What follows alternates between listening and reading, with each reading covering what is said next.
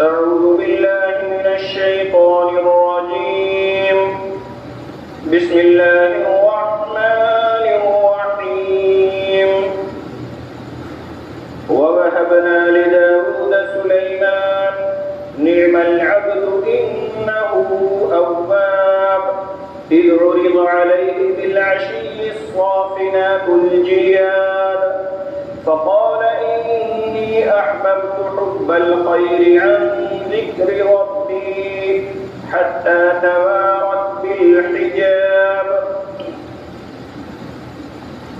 ووهبنا لداود اور ہم نے داؤد علیہ السلام کو سلیمان عطا کیا. نعم العبد بہت اچھے تھے، انہ اواب بہت رجوع کرنے والے تھے.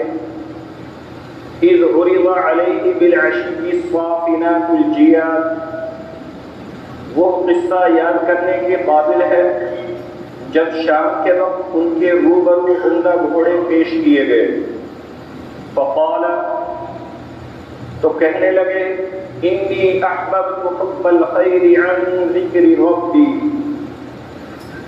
افسوس میں اس مال کی محبت میں لگ کر اپنے رب کی یاد سے غافل ہو گیا.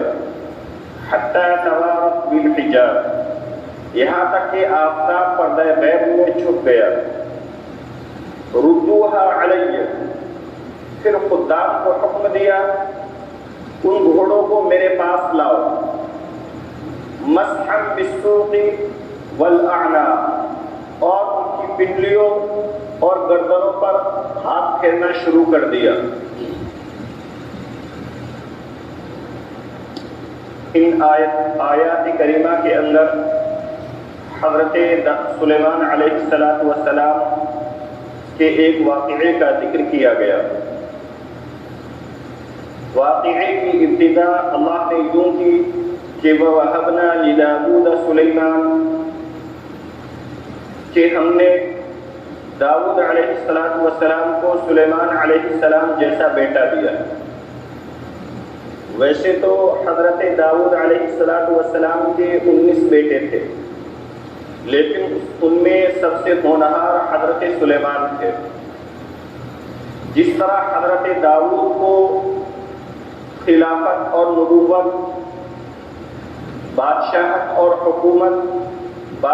و حکومت کے ساتھ نبوت ملی، یہی معاملہ اللہ نے حضرت سلیمان علیہ السلام کے ساتھ میں کیا کہ اللہ نے ان کو نبی بھی بنایا اور بادشاہت بھی عطا کی. فرمایا نعم العبد بہت اچھے بندے تھے، انہ اواب خدا کی طرف حد سے زیادہ رجوع کرنے والے تھے. یہاں پر جو واقعہ ذکر کیا گیا ہے اس کی 2 تفاسیر ہیں. پہلی تفسیر یہ ہے کہ حضرت سلیمان علیہ السلام ایک مرتبہ اپنے گھوڑوں کی دیکھ ریکھ اور ان کی دیکھ بھال میں اتنے مصروف ہوئے، اتنے مشغول ہوئے کہ آپ کی نماز قضا ہو گئی. اس پر حضرت سلیمان علیہ السلام کو افسوس ہوا اور ان سارے گھوڑوں کو اللہ کی راہ میں قربان کر ڈالا. اس تفسیر کی تائید احادیث سے بھی ہوتی ہے، مختلف احادیث سے ہوتی ہے، جس کو ائمہ مفسرین نے اپنی کتابوں میں اسی انداز میں نقل فرمایا.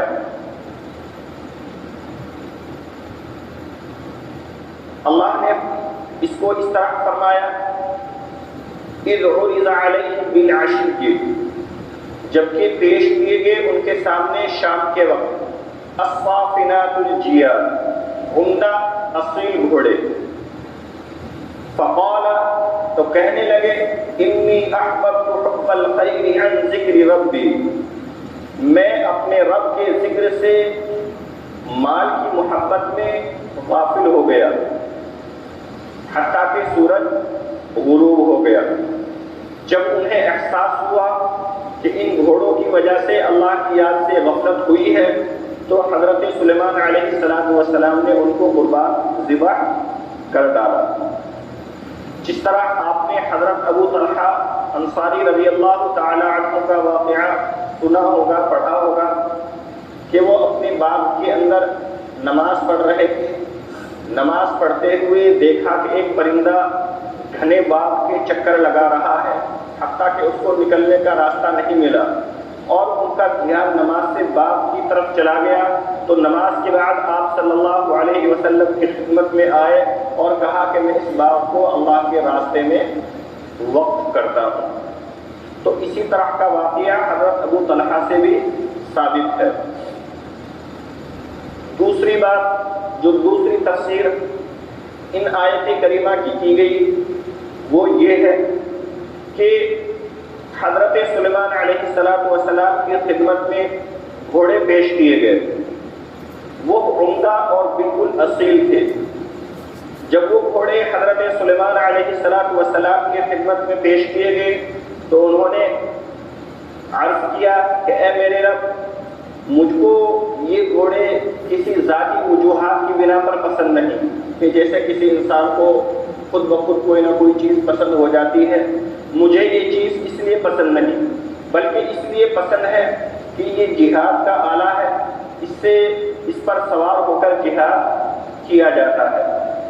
پھر جب اچانک وہ گھوڑے حضرت سلیمان علیہ السلام کی نظر سے روپوش ہوئے، یعنی ان کو سامنے سے ہٹا دیا گیا، دوبارہ حضرت سلیمان علیہ السلام کے دل میں چاہت ہوئی کہ ان کو دیکھو، تو فرمایا ردوها علیہ، کہ ان گھوڑوں کو میرے پاس لاؤ۔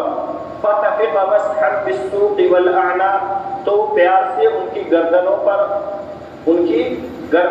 اور ان کی پنڈلیوں پر ہاتھ پھیرنے لگے۔ جیسا کہ آپ نے دیکھا ہوگا کہ جو سائیاں ہوتا ہے گھوڑوں کا، وہ ان کی پنڈلیوں پر ایسے مالش کرتا ہے، گردن پر ایسے ہاتھ رکھتا ہے۔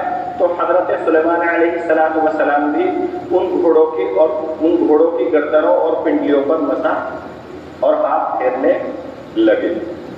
یہ دو تفسیر ہے۔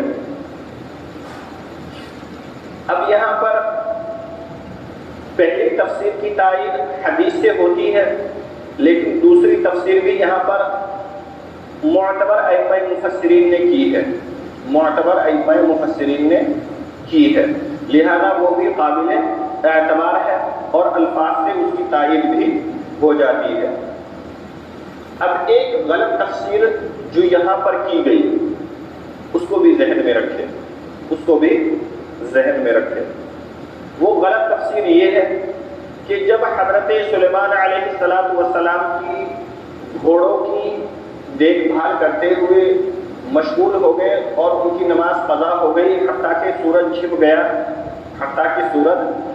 گیا، تو حضرت سلیمان علیہ السلام نے اللہ سے دعا کی کہ اللہ سورج کو واپس لوٹا دے تاکہ میں اپنی نماز ادا کروں۔ تو اللہ نے سورج کو لوٹا دیا اور حضرت سلیمان نے اپنی نماز ادا کی۔ یہ صحیح نہیں ہے، یہ غلط ہے، آپ نے بھی اکثر سنی ہوں گی، یہ صحیح نہیں ہے۔ صحیح دو وجہ کی وجہ سے نہیں ہے، کیونکہ قرآن کے اندر آیا ہے ردوها علیہ، کہ ان کو میرے پاس لوٹاؤ۔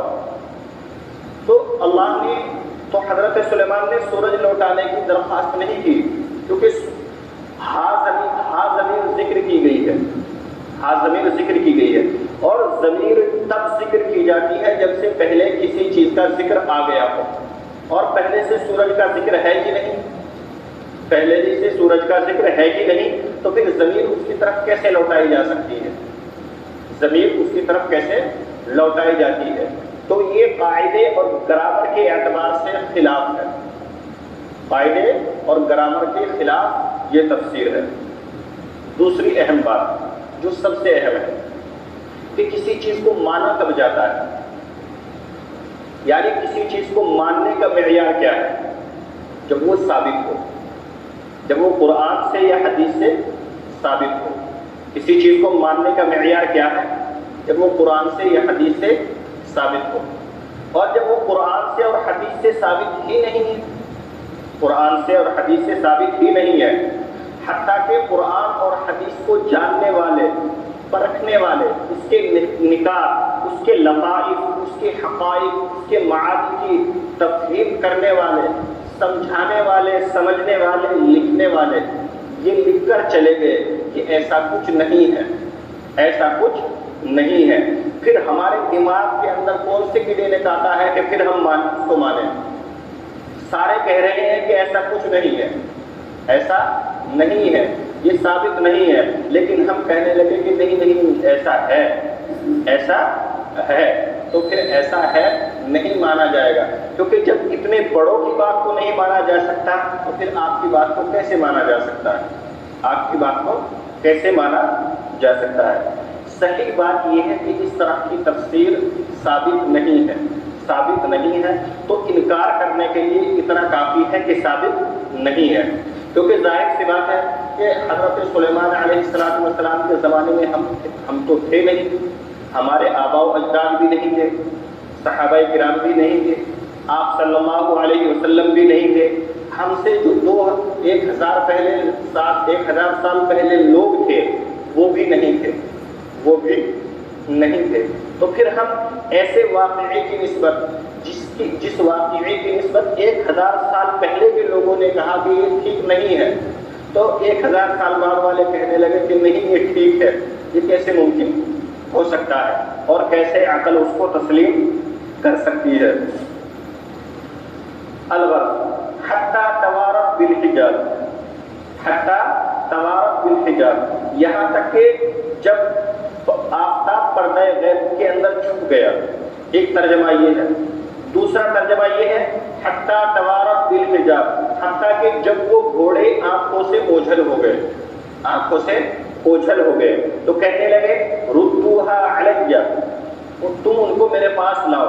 فتفقا، تو پھر وہ اپنے ہاتھ کو ان کی پنڈلیوں اور گردنوں پر پھیرنے لگے. تو یہ دونوں تفسیریں ہیں.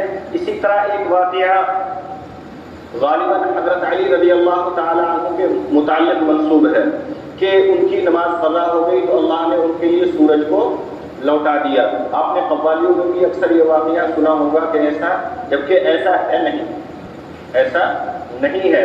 وہ واقعہ بھی جھوٹا ہے، اور حضرت سلیمان علیہ السلام اور حضرت علی دونوں کے تعلق سے جو سورج کے لوٹانے کا ذکر کیا جاتا ہے یہ واقعہ جھوٹا ہے. اور اگر اس کو مان لیا جائے تو پھر سائنسی اعتبار سے 1000 اعتراضات بھی ہوتے ہیں. سبھی حضرات سے گزارش ہے مشورے میں شریک.